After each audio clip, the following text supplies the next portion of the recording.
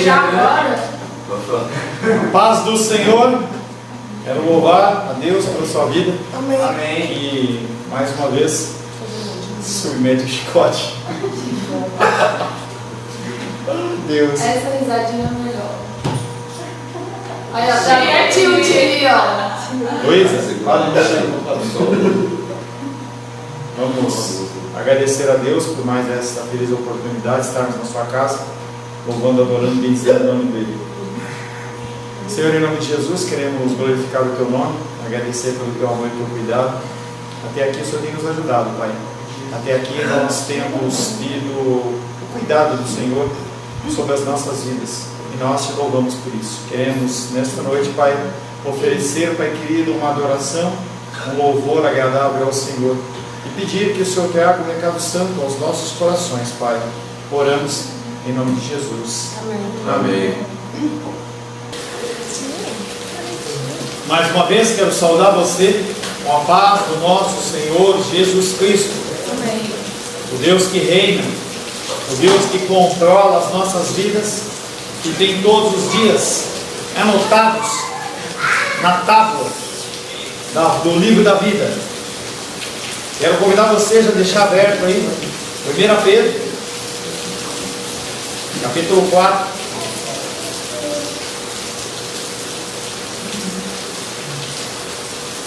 Em nosso último encontro estivemos meditando sobre o tema serviço cristão. A máxima do ser humano é querer ser servido, ser o primeiro em tudo e não ter nenhum tipo de problema.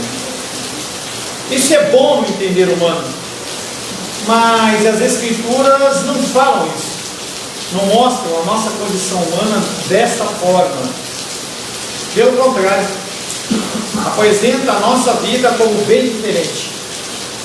Temos como padrão a Jesus, e não qualquer líder social ou eclesiástico. A própria palavra de Deus diz que se alguém falar um evangelho diferente daquele que é proclamado nas Escrituras, ele seja maldito, seja anátema. Nós não temos liberdade para agir como nós queremos. O verso que ficou na semana passada, em 1 Pedro 4,10, que diz: servir uns aos outros, cada um conforme o dom que recebeu, como bons despenseiros da multiforme graça de Deus. E foi uma palavra dura, porque chama você para o serviço. Hoje o Sebastião, ele que não está aqui, já está viajando, ele perguntou para mim: Pastor Paulo, quais são os planos para 2022 para a Igreja Cristã Semente de Vida? E eu falei: não depende de mim, depende de vocês. Ou eu vou abrir um novo projeto para que eu pilote, um novo projeto para que eu encabece. Vocês têm dons e vocês têm que colocar esses dons em prática. Nós fomos criados para o serviço, como nosso mestre foi. Enquanto vivermos a procurar a nossa própria satisfação e alegria, seremos falhos em nossa missão e insatisfeitos com o nosso proceder. Enquanto você não cumprir o que Deus tem para você, você vai continuar se sentindo vazio. Que possamos entender o princípio cristão de existência, da nossa existência, e aplicá-los em nossas vidas, não só hoje, não só no restante do ano de 2021, mas para todo o sempre. A palavra de hoje tem como título: Sofrimento e Glória Vindoura. Sofrimento e Glória Vindoura. Quero convidar você a abrir a palavra de Deus em 1 Pedro capítulo 4.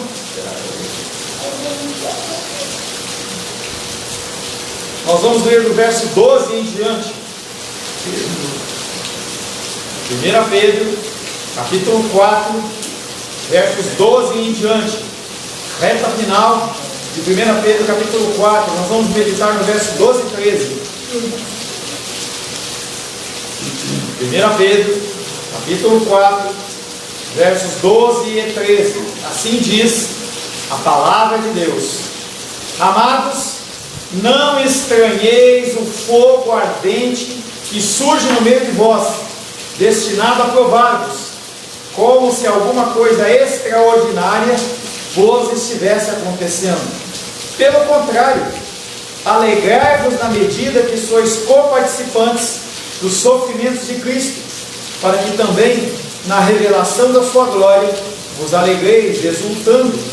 Se pelo nome de Cristo sois injuriados, bem-aventurados sois, porque sobre vós repousa o Espírito da glória e de Deus. Não sofra, porém, nenhum de vós como assassino, ou ladrão, ou malfeitor, ou como quem se intromete nos negócios de outrem. Mas se sofrer como cristão, não se envergonhe disso. Antes, glorifica a Deus com esse nome.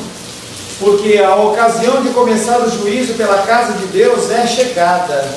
Ora, se primeiro vem por nós, qual será o fim daqueles que não obedecem ao Evangelho de Deus?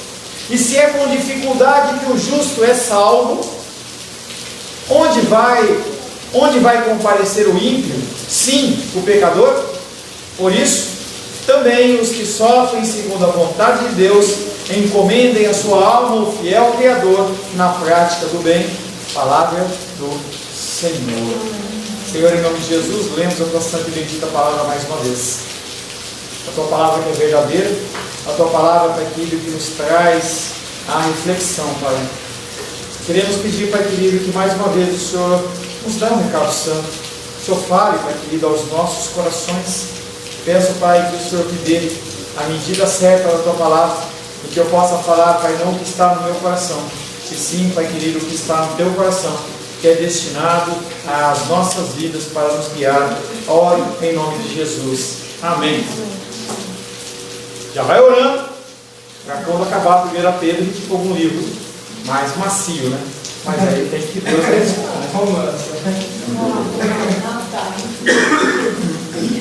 Romanos é um livro bem amado. Né? Sofrimento e glória vindoura.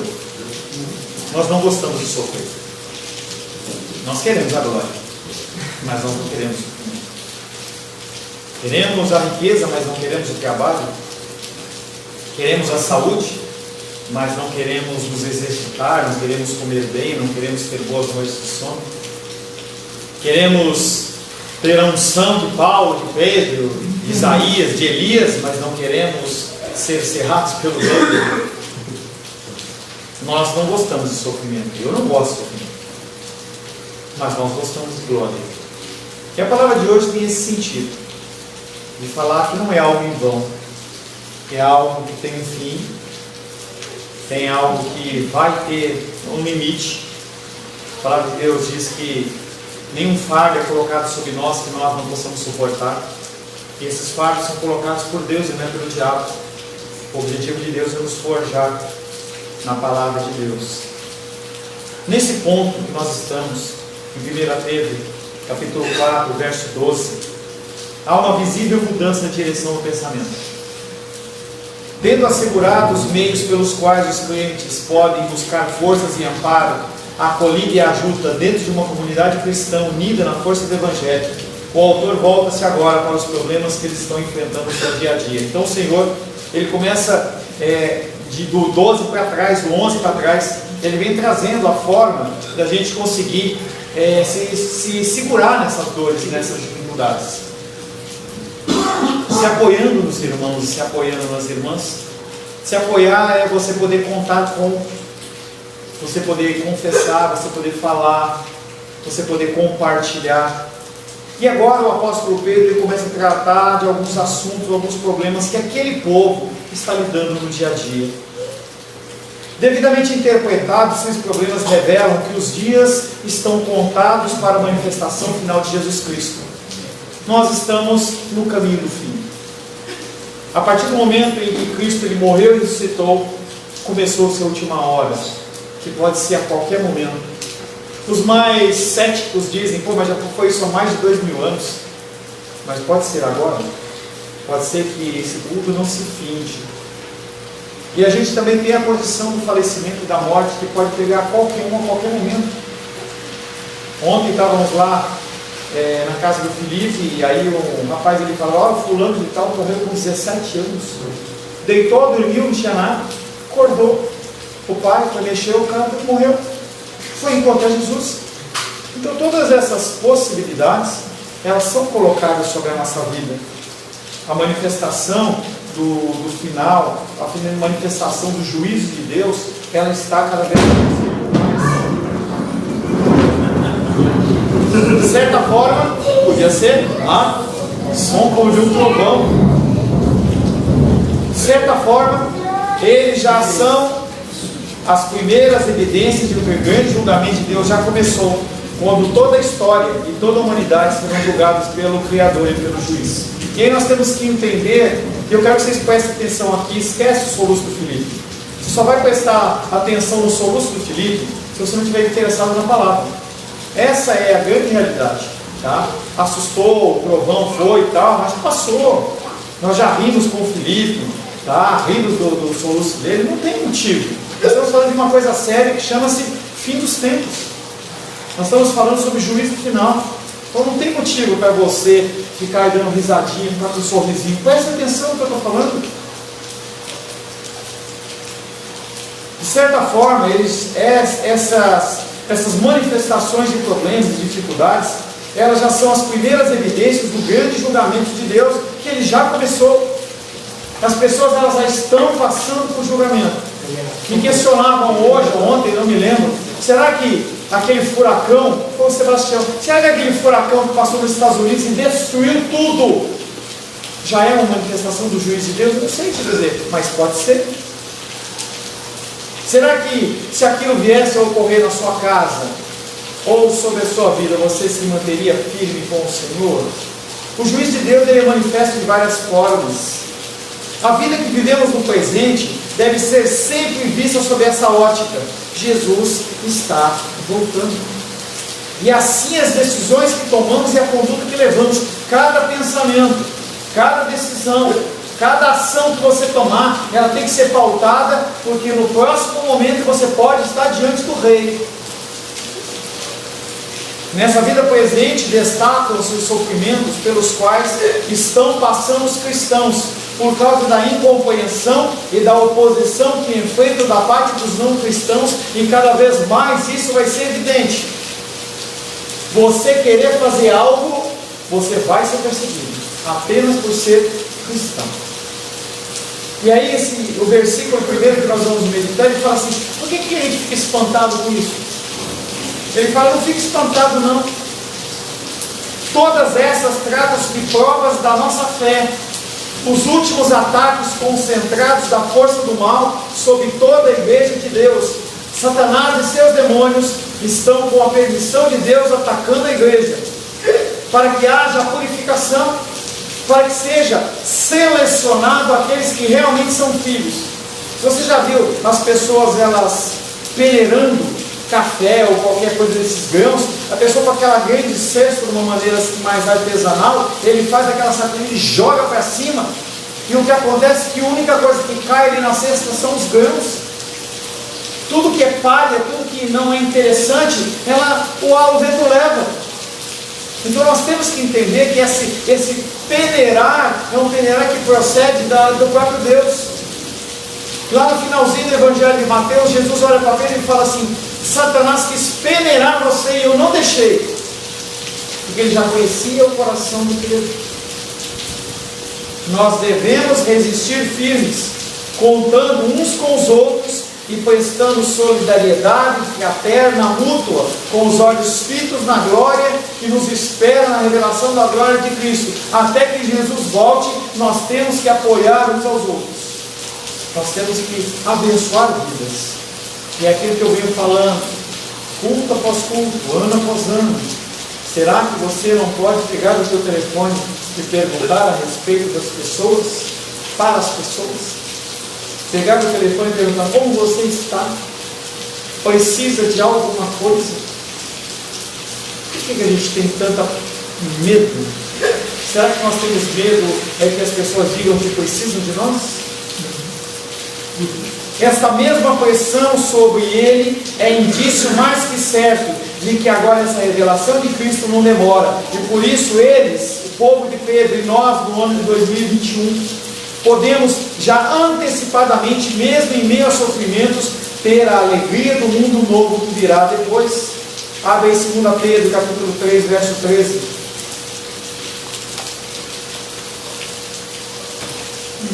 2 Pedro, capítulo 3, verso 13, diz assim: nós, porém, segundo a sua promessa, esperamos novos céus e nova terra, nos quais habita justiça. Você pode ser injustiçado aqui, mas lá vai haver justiça para você. O primeiro verso de 2 que nós vamos meditar é 1 Pedro 4,12, que diz: amados, não vos espanteis por estar na fornalha da provação, como se algo de anormal vos estivesse acontecendo. Por que nós nos espantamos? Quando o carro quebra, quando a enfermidade vem, quando a luta aparece, quando a perseguição acontece. A expressão amados, nas 2 vezes que aparece em 1 Pedro, indica uma mudança de rumo de pensamento.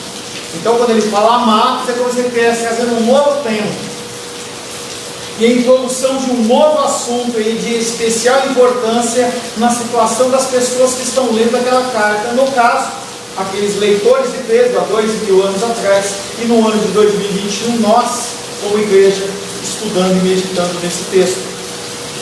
Amados é a expressão de um coração pastoral e de um vínculo significativo a ligar todos os cristãos de um modo que passa muito mais acima do que a inteligência. O amor, esse amor que o apóstolo Pedro está falando, é um amor pastoral, é um amor que suplanta a inteligência, em que as pessoas elas se preocupam muito mais do que se deveriam.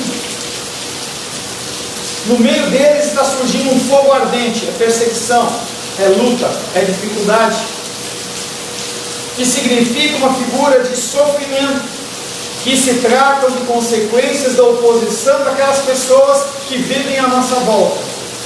As pessoas elas vão permitir que qualquer pessoa faça qualquer coisa, mas se você se levantar para fazer, as pessoas vão se incomodar.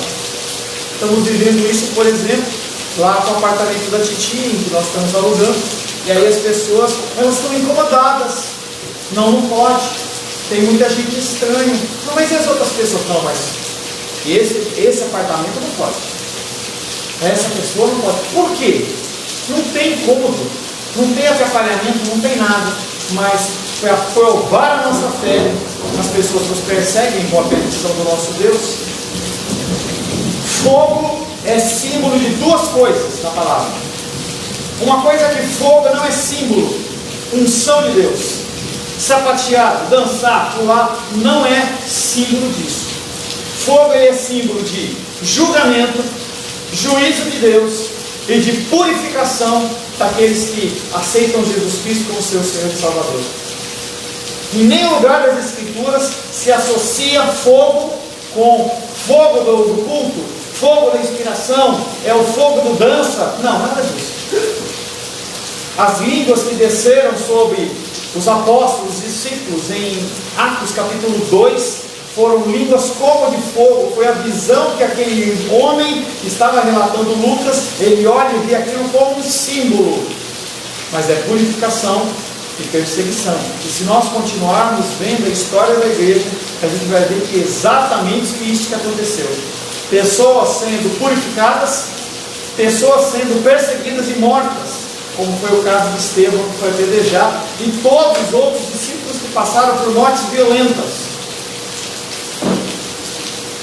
As hostilidades que os cristãos estão enfrentando são comparadas a um fogo que surge no meio deles e se alastra com o objetivo de provar.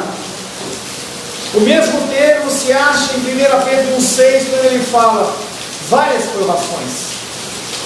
Sendo que o que lá era dito, ele fala assim: se necessário, você se submeta a essas várias provações. Aqui em 1 Pedro 4,12, ele fala: não é se necessário, é real.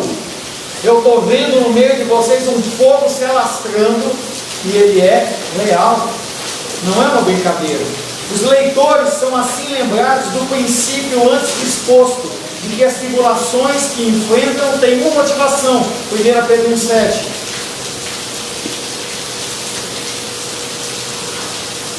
1 Pedro 1,7, 1,6. Nisso exultais, embora no presente por tempo, se necessário, naquele caso, se necessário, sejais contristados por várias provações. Verso 7. Para que, uma vez confirmado o valor da vossa fé, muito mais preciosa do que o ouro perecível, mesmo apurada por fogo, redunde em louvor, glória e honra na revelação de Jesus Cristo. Então ele retoma o tema, o texto falado lá em 1 Pedro 1,7, falando: as provações são para provar a sua fé. Quanto você acredita em Deus? Então, você está aqui bonitinho, está chovendo lá fora, cântaros, está aqui bonitinho, tem o ventiladorzinho, tem aguinha, banheirinho, cadeirinha estofada ou não. E se isso mudar? Será que você vai continuar na mesma fé? Falava hoje com uma pessoa que talvez esteja assistindo. Eu falei assim: você acha realmente que trabalhar no dia do Senhor é algo abençoado? Você acha realmente que trabalhar no dia do Senhor é o que vai pagar essas contas? Não me engano. E se Deus tiver que permitir a provação para que a pessoa venha entender, Ele vai permitir. E as provações, elas podem ser tão mais leves como mais graves. Pode ser uma enfermidade grave, pode ser um espinho na carne, como Paulo tinha, em que por 3 vezes ele orou a Deus e falou: Deus, tira esse espinho, tira esse espinho, tira esse espinho. E Deus fala: minha graça te basta, fica quieto e convive com isso aí. Acabou. E Paulo continua convivendo naquela condição. Nós não devemos estranhar as lutas e dificuldades. Como cristãos, nós não temos que estranhar quando tiver um fogo ardente no meio de nós. A história do povo de Deus demonstra que a perseguição já é uma coisa de se esperar, e os evangelistas cristãos certamente advertiram os seus convertidos de que assim seria também com eles. Atos 14, 22.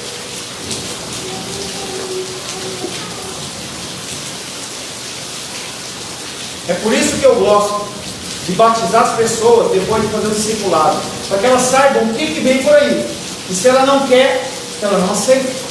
Atos 14, 22. 21. E tendo anunciado o Evangelho naquela cidade, e feito muitos discípulos, voltaram para Listra, Icônio e Antioquia, fortalecendo a alma dos discípulos, exortando-os a permanecer firmes na fé, e mostrando que através de muitas tribulações nos importa entrar no reino de Deus. O apóstolo Paulo está falando, através do evangelista Lucas: existem provações para você chegar ao reino de Deus. Tem um filme muito interessante que eu já falei algumas vezes para você, chama, do John Bunyan, é o Peregrino. Entra lá no YouTube, não é? Pula o Netflix, sabe aquela série lá, aquelas baixarias, tira um pouco daquilo, entra lá no YouTube e investe 1 hora e pouquinho e vê o filme O Peregrino. Você vai ver todo o caminho de tribulação de um homem chamado cristão e todo o fardo que ele carrega. E por que a gente estranha quando a luta vem sobre a gente? Por que eu estranho? Você acha que eu não estranho? Você acha que eu não fico rebelde no meu coração? Eu não sou igual a você. O próprio fato de se falar nisso, aqui pode ser uma evidência que a maioria dos leitores de Pedro, eles não eram judeus. Eram pessoas que vieram de um contexto gentio. Ouviram a palavra através de Paulo, ouviram a palavra através de Pedro, lá na igreja de Éfeso, na igreja de Colossos, Laodiceia, pessoas que eram ímpias. Eles não estavam acostumados com a luta, com a perseguição. Pelo contrário, eles estavam acostumados a conviver com pessoas com crenças diferentes. Era um ecumenismo. Então, eu estou do lado do umbandista, eu estou do lado do cara que acredita no Seixonoye, eu estou do lado do cara que é muçulmano, e nós amamos, e está tudo certo. Eu vi uma postagem no Facebook e o cara perguntava para ele assim: qual é a sua religião? Ele falou assim: a minha religião é o amor. Que bonito isso, né? O amor para quem? O amor de quem? Qual que é a regra? Qual que é o padrão? Qual que é a medida? O que o mundo quer é que a gente entre nesse mesmo balaio e sejamos um mesmo povo, mas isso não é possível. E aquele povo ao qual esse versículo está sendo destinado Ele é um versículo para pessoas que não eram judias. Eles não conheciam a história do Antigo Testamento. Eles eram novos na fé. Então os judeus, eles já sabiam que havia perseguições. Houve lá no livro de Reis quantas perseguições, quantas escravidões. Houve o cativeiro assírio, o cativeiro babilônico, o cativeiro persa. Eles foram expulsos lá em Jerusalém, no ano 70, pelos romanos. Foi destruído tudo. Eles estão acostumados com a perseguição. E talvez você não esteja acostumado com a perseguição, como aquele povo de 1 Pedro também não estava. Nós temos que entender que há perseguição, há sofrimento e há tristeza nas nossas vidas. Pastor Paulo, e a promessa do Evangelho de dias felizes? Qual é a vantagem de se tornar um cristão? O autor ele teve sensibilidade de perceber isso em relação àquelas pessoas que não conheciam o sofrimento do povo judeu. E também, inspirado por Deus, essa palavra também é viva e eficaz para mim e para você nos dias de hoje. As suas palavras certamente devem ter ajudado muitos deles a entender melhor o porquê da situação e reagir de uma maneira positiva. Como que nós temos que fazer? Nós temos que reagir de maneira positiva. Mas como você vai fazer isso se você não lê as Escrituras? Se você não tem um contato direto com essa palavra? A palavra que é viva, é a palavra que traz conforto, a palavra que dá direção para você todos os dias. 1 Pedro 4,13. No 12 ele fala: não estranheis a perseguição. E eu falava hoje pela manhã, o Antigo Testamento era muito mais fácil de ler do que no Novo Testamento. As pessoas elas trocam. Então aquele que mentia não aguenta mais. No Novo Testamento, além disso, você tem que falar a palavra, falar a verdade. Quem não trabalhava, trabalha. Trabalhe para quê? Para ajudar o próximo. Você tem que passar no Novo Testamento a amar sua esposa como Cristo amou a igreja, estando disposto a morrer por ela. Eu não tenho direito a ter desejos, vontades, satisfações, porque tudo é para minha esposa e para minha filha. Eu não estou contado nessa história. E aí no Antigo Testamento se falava que as pessoas elas não deveriam estranhar as lutas. E aí no Novo Testamento ele vem e fala, pelo contrário, no verso 3, pelo contrário, alegrai-vos. Pastor Paulo, já aceitar a luta e a dificuldade é difícil. E o versículo está falando, pelo contrário, alegrai-vos na medida em que sois coparticipantes dos sofrimentos de Cristo. Vai explorar de novo, tá? Para que também, na revelação da sua glória, possais ter uma alegria transbordante. Essa alegria transbordante da glória eterna é sobre aqueles que padeceram dificuldades aqui na terra.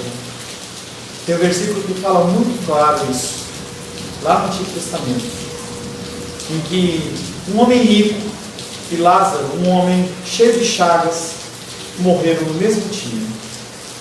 E aqueles dois foram levados para as regiões inferiores. Um ficou na região chamada Inferno, e o outro ficou no seio de Abraão, que é uma prévia do que seria a eternidade ou o céu, que a gente chama. E aquele homem está sendo afligido pelo calor, pelo fogo, e ele grita, porque há um abismo entre eles. Ele grita e fala: Pai Abraão, pede que Lázaro molhe o dedo mínimo na água e deixe cair uma gota na minha boca para aliviar o meu sofrimento.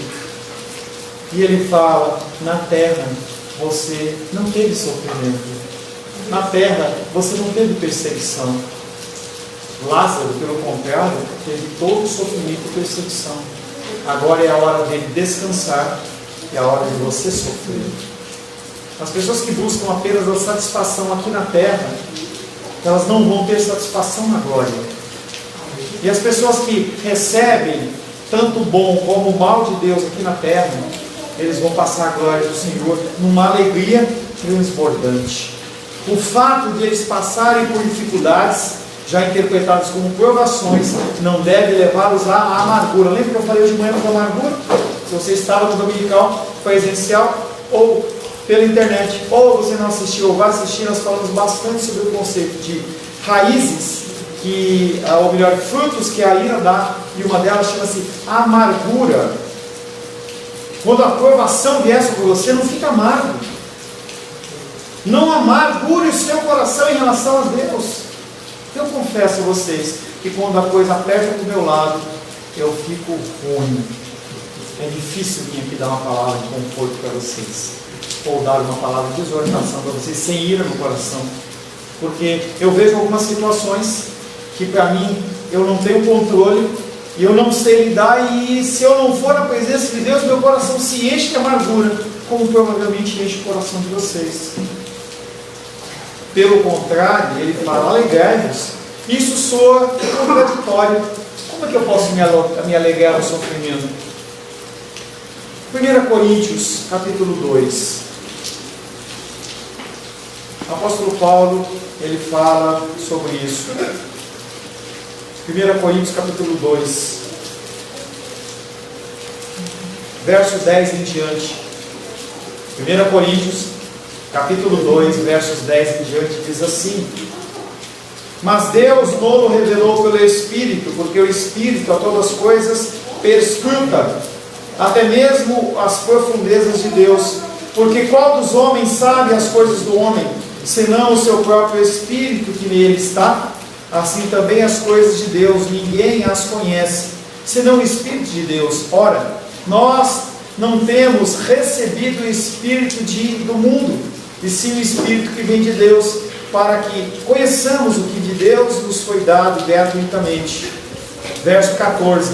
Ora, o homem natural, ele não aceita as coisas do Espírito de Deus, porque eles são loucura, e não pode entendê-las, porque elas se discernem espiritualmente. Para aqueles que são naturais, as lutas e provações, você não consegue entender. O que o apóstolo Paulo fala é que sobre a minha vida e sobre a sua vida tem que ser diferente. Nós temos que discernir as lutas espirituais como espirituais. Porque para os outros é o que? 1 Coríntios 1, 23. 1 Coríntios 1, 23 diz: mas nós pregamos a Cristo crucificado, escândalo para os judeus e loucura para os gentios. Esse nosso discurso para eles é loucura. É loucura. Quem, no entanto, aceita o pacote como um todo, pode ter ocasião de verificar que muitas coisas são vistas de maneira diferente quando analisadas com a mente de Cristo. Se você, ao se deparar com uma dificuldade, você, antes de tomar qualquer decisão, você decidir parar e meditar naquilo que está acontecendo, você provavelmente vai encontrar um propósito para aquilo, o seu coração vai ficar em paz e você vai ter condições de enfrentar aquela dificuldade que é real, mas sem desespero. A verdade é que por trás de coisas que não compreendemos e não conseguimos colocar, harmonizar na nossa cabeça, há uma lógica que escapa à nossa presente capacidade de compreensão. Isaías 55, verso 8 e 9, não precisa abrir, diz assim: Deus falando, porque os meus pensamentos, eles não são os vossos pensamentos, nem os vossos caminhos os meus caminhos, diz o Senhor. Porque assim como os céus são mais altos do que a terra, assim são os meus caminhos mais altos que os vossos caminhos, e os meus pensamentos mais altos do que os vossos pensamentos. Você não vai conseguir entender os planos de Deus, mas você pode acreditar que Ele está no controle de todas as coisas e está cuidando de você. Amém. E assim é que o alegrai-vos aqui não vem sozinho. Não é um recado louco para você se alegrar com o sofrimento, mas ele fala que você vem acompanhado de um argumento que permitirá as pessoas compreender melhor. Você é um co-participante dos sofrimentos de Cristo. Você faz parte do plano dele. Você não é um filho bastardo. Você é um filho em que ele ama e um filho que ele corrige. Porque ele só corrige a quem ele ama. E quem ele não corrige? E aqueles que têm prosperidade, que tem aquela casa maravilhosa, e que você olha e fala assim: nossa, eu queria tanto ter tanto dinheiro como ele, mas é um inferno a vida daquela pessoa. Por que Ele continua fazendo isso? Por que Deus permite que os políticos roubem? Por que Deus permite que as pessoas tirem o dinheiro da merenda, tirem o dinheiro dos remédios, do serviço público? Deus não vai corrigir aquelas pessoas porque eles não são filhos. O juízo deles já está decretado. Os sofrimentos de Cristo são descritos como padrão para o cristão. Por isso que, se você quer ser cristão, entenda que a sua vida é uma vida que passa pelo sofrimento. Esse discurso que nós temos aqui na nossa igreja é um discurso maduro. Não é qualquer pessoa que engole. E se você está aqui é porque você engole e você consegue digerir isso. Senão você estaria em qualquer outro lugar. Quantas igrejas falando tantas coisas? É a vitória, é o reino, é isso, é a campanha de 2022 da vitória, é a propagação disso, daquilo, outro. E por que você continua ouvindo isso? E eu avisei na semana passada, olha, a palavra vai ser a continuidade. É verso 12 e 13. E ele está falando de sofrimento, mas ele fala de glória também. Esse destino comum com Cristo pode levar ao sofrimento e até à morte, num primeiro estágio. No estágio posterior, porém, nós temos a glória do Senhor. Sois participantes, é a comunhão dos crentes com Cristo, que vai até o ponto de sofrerem as mesmas coisas. Filipenses capítulo 3, verso 10.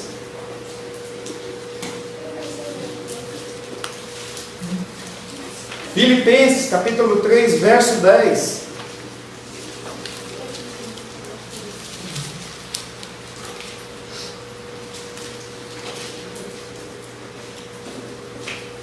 Diz assim, Filipenses capítulo 3, verso 10: para o conhecer e o poder da sua ressurreição e a comunhão dos seus sofrimentos, conformando-me com ele na sua morte. Apóstolo Paulo, escrevendo para os Filipenses, ele fala assim: eu sofro o que sofro, para eu me conformar, tomar a forma de Cristo, ser igual a Ele.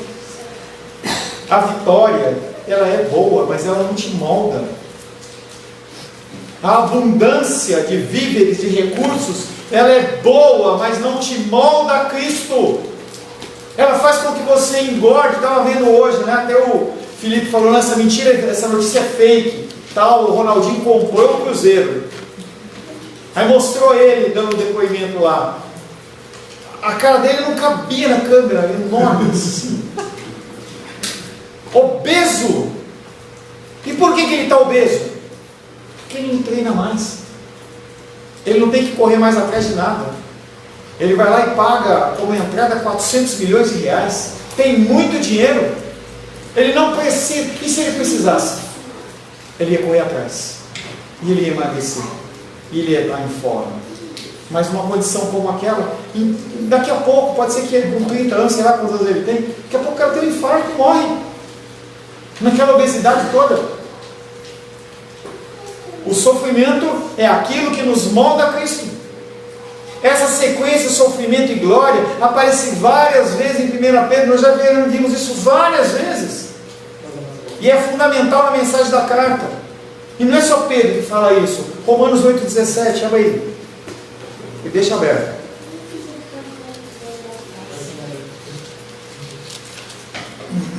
Romanos 8,17 diz assim: ora, se somos filhos, somos também herdeiros, herdeiros de Deus e co-herdeiros com Cristo. É só na glória? Não é. Se com Ele sofremos, também com Ele seremos glorificados. E ele acrescenta uma certeza no verso 18: porque para mim tenho por certo que os sofrimentos do tempo presente, as lutas que eu e você passamos, não podem ser comparadas à glória a ser revelada em nós. Não tem comparação. Um outro texto que eu gosto bastante é quando fala que a mulher, quando está para dar à luz, ela tem um sofrimento intenso, mas quando a criança nasce, está no seu colo, aquele sofrimento ele é passado, ele não vem mais à mente. É justamente essa certeza de que os sofrimentos são indícios da comunhão com Cristo no seu destino, que traz a alegria jubilosa, que se fala: por que eu vou me alegrar diante dos sofrimentos? Porque é um sinal que você é filho de Deus. É um sinal que Deus está trabalhando na sua vida. E as pessoas que estão à revelia, fazendo o que querem, não são filhos de Deus. E você tem opções. Ou você segue este caminho, ou você segue o caminho do mundo. Quantas pessoas seguem o caminho do mundo? Estão na igreja, acham que está tudo bem, mas essa conta, ela vai chegar. É uma frase que a minha esposa fala, que é verdade. A conta vai chegar. Então, acho que na semana passada passei na frente, fui dar aula lá em Taguatinga, esse sábado, aí passei na frente de uma hamburgueria, estava escrito lá, como que era? Deixa eu ver aqui, interessante, eu não quero falar uma coisa errada, não. Deixa eu pegar aqui na minha galeria. Aí, está aqui. Acreditamos em açúcares e carboidratos, e dane-se as consequências. Está na porta da hamburgueria. Tudo bem, ué. Uma hora essa conta chega. Ah, não gosto de fazer exercício. Uma hora a conta chega. Ah, eu gosto de comer. Eu também gosto de comer. Mas uma hora a conta chega. Justamente essa certeza de que os sofrimentos são indício da comunhão com Cristo no seu destino, que traz a alegria jubilosa de que se fala. A despeito da dor do sofrimento, nós vamos viver o tempo da glória. 1 Pedro capítulo 1, verso 21. Vamos relembrar o que 1 Pedro já falou, e nós já meditamos. 1 Pedro capítulo 1, verso 21, falando sobre a glória atual de Cristo. 1 Pedro 1, 21 diz que por meio dele tendes fé em Deus, o qual ressuscitou dentre os mortos e lhe deu glória, de sorte que a vossa fé e esperança estejam em Deus. Então, através do sacrifício dele, a tua fé, ela é edificada. 1 Pedro 4,11, nós vimos na semana passada. Se alguém fala, fale de acordo com os oráculos de Deus. Se alguém serve, faça-o na força que Deus supre, para que em todas as coisas seja Deus glorificado por meio de Jesus Cristo, a quem pertence a glória e o domínio pelos séculos dos séculos. Amém? E essa glória é para você também, se você conseguir continuar caminhando nos pés dele. A sua revelação futura é assunto várias vezes na carta de 1 Pedro, já meditamos várias vezes. E aqui as duas coisas, elas são combinadas. A sua revelação futura será a revelação da sua glória. Mas antes disso tem o seu sofrimento. Antes de Jesus Cristo ter um nome sobre todo nome, ele foi crucificado. E se você é servo de Cristo, o que acontece com ele, acontece com você também, claro que numa medida menor. Nesta, certamente, haverá alegre exultação, que expressam alegria e júbilo por parte dos cristãos, pois tal como são coparticipantes agora dos sofrimentos de Cristo, também serão coparticipantes da sua glória, que há de ser revelada. 1 Pedro 5,1.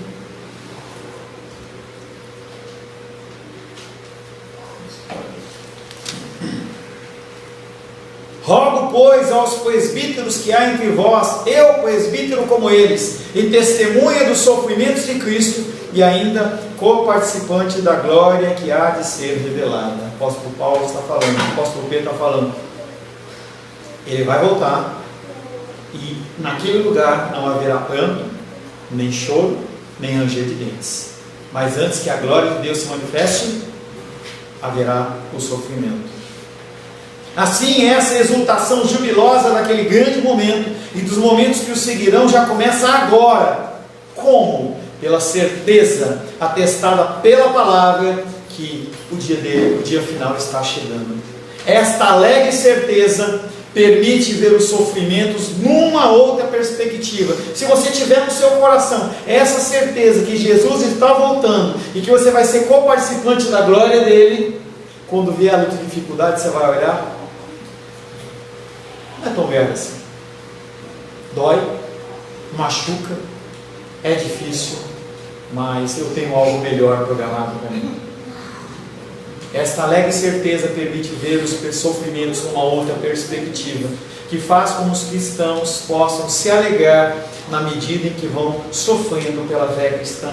Como que você pode se alegrar em Cristo no meio a sofrimentos? Se apegando na glória do que está por vir. Amém, queridos? Amém.